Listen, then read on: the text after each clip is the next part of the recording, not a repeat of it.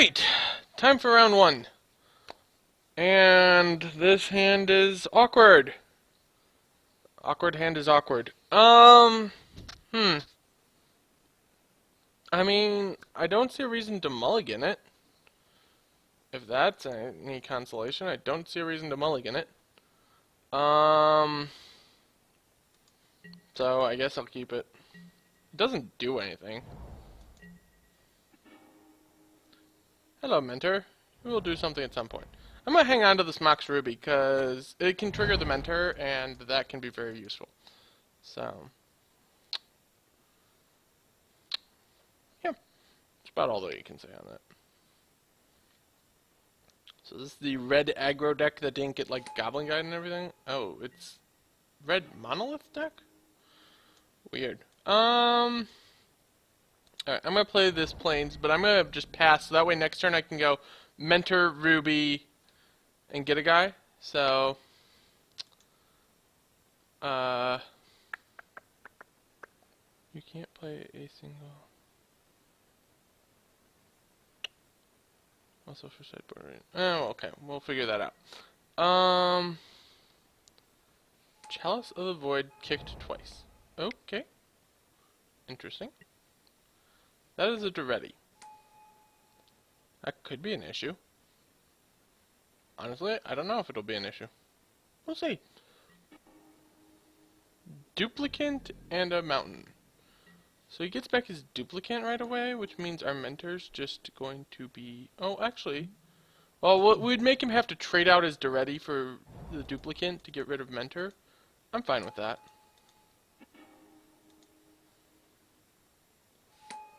And drawing the bolt was very timely there, so...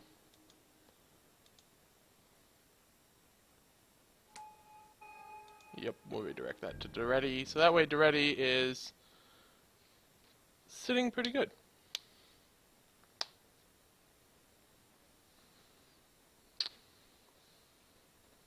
Alright. So, I think this is alright for us. Because now if he wants to get his duplicate out of the yard to kill our Mentor, he has to lose his Duretti. So he loses 2 cards for 1 card that is also a removal, for a 2/2 that is also a removal spell. Which he's fine with. And I'm fine with as well, I guess. So he exiles the Mentor, and then I get to kill his duplicant and get in for some massive damage, I think. So, should be fine.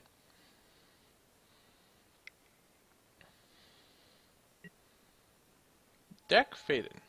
Hi, Dak. How's it going, Dak? Alright, so if we draw a land, I might just go Thundermaw, Hellkite, smack Dak, kill Dak. If we don't draw a land, then I have to actually think on what I'm doing. Now, if he just steals my Mox, then I would have just bolted the Dak, but I might still just Lightning Helix his guy and kill Dak. It's definitely an interesting situation here, because I know for a fact that we have a large chunk of the burn, so he's definitely on a different kind of plan. He's on an Artifice plan with his Lightning Greaves and the staff. Yeah, I think we're just going to do this. We're just going to Lightning Helix that, trigger both these prowesses, and then murder the stack. Seems good. Alrighty. So far so good then. That's big. If he doesn't think to get rid of our Plains Zone, we draw like a Plains? That could work. Exile a card from my hand. Do I give him Thundermaw? No, I give him Burmaz.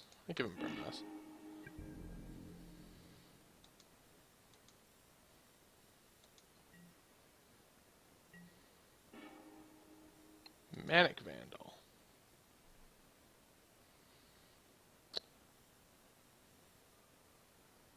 I guess I just go with the Manic Vandal, blow up his land, smack his, or blow up his chalice, smack his Karn a bit. Doesn't really do a lot for me though. Both of you are Karn, right? Ah, what the hell's going on here? Moto, why you act so buggy? Ah, Moto! Bad Moto! Bad! You know better than to leave the dead glitches on the floor.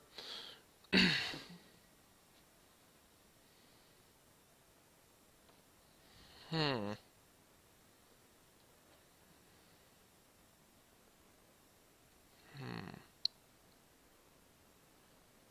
Interesting.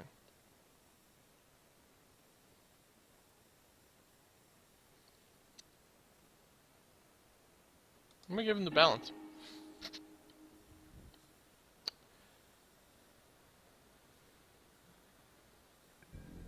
He's had 2 cards left in his hand. Has me advantaged a bit at least. Alright, so let's firebolt the Karn. Then smash the Karn for 6. And the Karn should be significantly lower in potential then at this point. Karn, Karn, Karn. The Karn would be at 4, but due to Moto, whatever. At this point, I'm going to get rid of the Council's Judgment, because I feel like I'm more likely to draw a red source and just kill the Karn. And we'll figure out what goes on. Alright, that's annoying.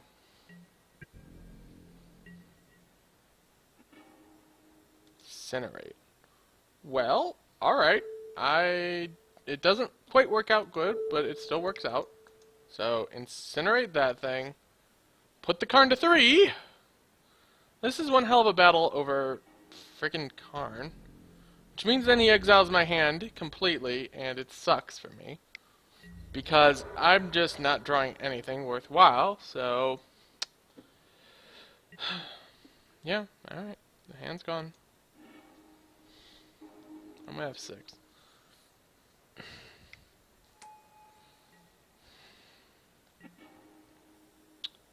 Alright, guess we'll throw Chandra's Phoenix out there and smack the Karn a bit.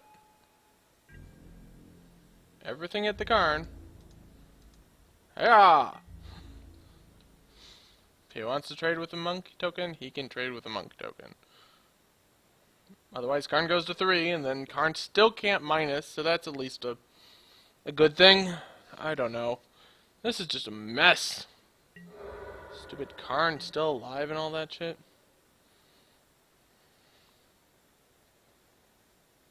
I mean, his Goblin Welder doesn't do too much right this second, so that's something. And Karn's basically just said, target player discards a card, except I don't get into my graveyard, so. Alright, that'll work. So, nuke this little bastard. Smash the Karn to friggin' death. Probably just go overkill in case he has a removal, because screw Karn. I don't want to have a single removal spell be enough to save his Karn. So.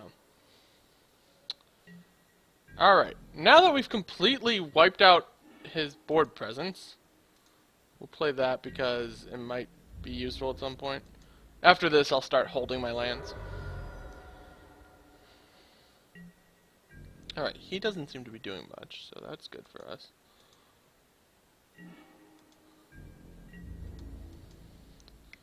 Just keep getting in there. Work on closing out this game. That is a metal worker. So, a removal spell for the win? Yes, I think that does do the trick. Depending on whether or not he has a removal spell. Nuke that thing. And nuke you.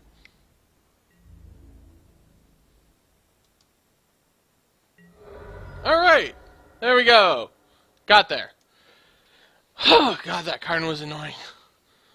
Alright, so, yeah, since his Divining Top will be alright to help find proper answers, beyond that,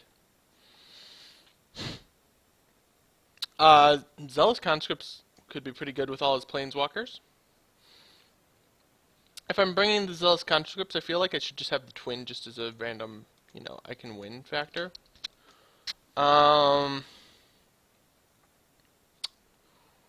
Roast is fine, probably, but we do have a lot of removal.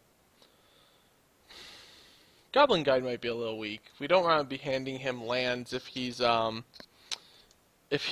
deck that's really going to be needing lands to function properly or needing his mana ramp artifact. We don't want to just hand him lands with Goblin Guide. It's not good for us because we're not quite fast enough to just take him out really early, would be my guess. So I think that's what I'm going to go with, is taking out the Goblin Guide. I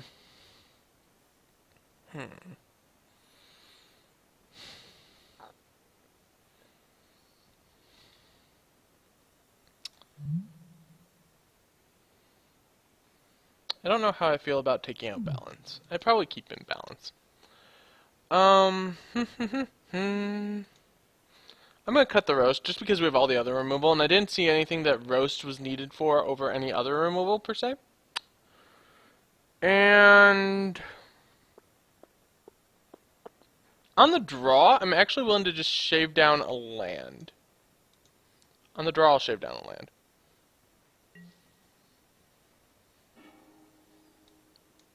This hand is actually really good, because we get to go Skull Clamp into Brimaz. And that should close out the game surprisingly quickly, I think. So we'll go Plains, Ruby, Skull Clamp.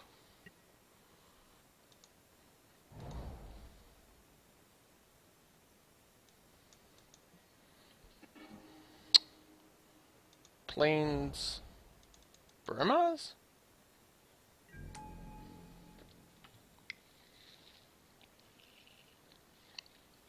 Okay, that's fine.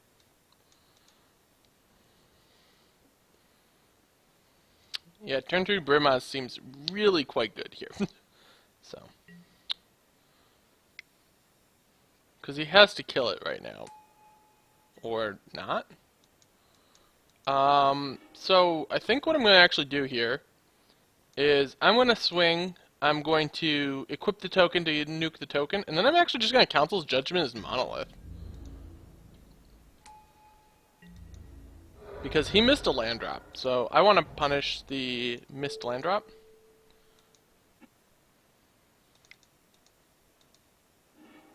Yep, like that.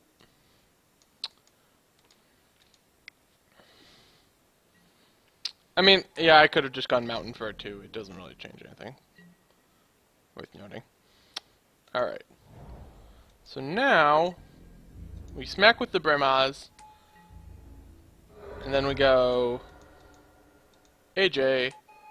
AJ says, you don't get your red mana, and I'll draw 2 extra cards. Because why not?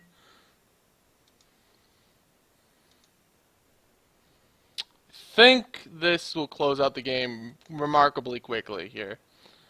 Because we also, so we have 5, 6, 7, 8, because we get to, yeah. Yep, alright, so that was a very quick game there, just because we basically were going to next turn, hit him for 3, put him to 9, hit him with a Johnny, quip Skull Clamp, nuke a guy, then we were going to go Searing Spear and Brimstone Valley with Morbid, and he was just dead next turn anyways. So, there wasn't much he was doing there. Alright, well, that was round 1. Went pretty smoothly, so deck seems cool. It's very, very aggressive, so there's nothing much more to say about that. We can just take a quick look at it for those who are just beginning to tune in here.